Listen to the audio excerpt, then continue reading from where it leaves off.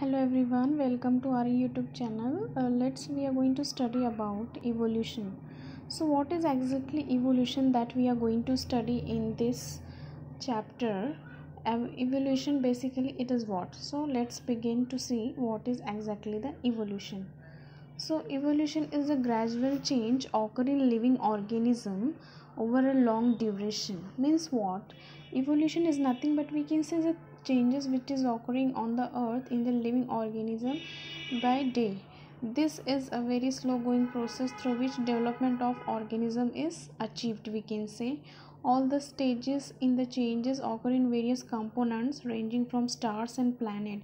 Means what happened here, the line indicates that whatever the changes has occurred from the thousands of years, we can say stars, planet and the other living organism, the changes it is taking place. So that is nothing but we can say evolution, it is an example, we can say formation of species due to changes in specific character of several generation in living organism as a response to natural selection is nothing but we can say evolution. So this is the exact definition of evolution, we can say 3.5 billion years ago. Means we can say this much time it was taken, the billions of years ago life has been existent on the earth. At the beginning, man have only been simple element in the ocean of the earth. Organic and inorganic compound may have been formed. Means we can say from 3.5 billion years ago, organic means the carbon compound and inorganic means various minerals have been formed on this earth, we can say. Complex compound like protein, nucleic acid have been formed over a long period of simple compound. First primitive type of cell may have been formed, mixture of different type of organic and inorganic compound. Number of those cells may have increased at cost of surrounding chemicals. So this was also the changes we have seen, like organic and inorganic compound has been how it has been existence on the earth.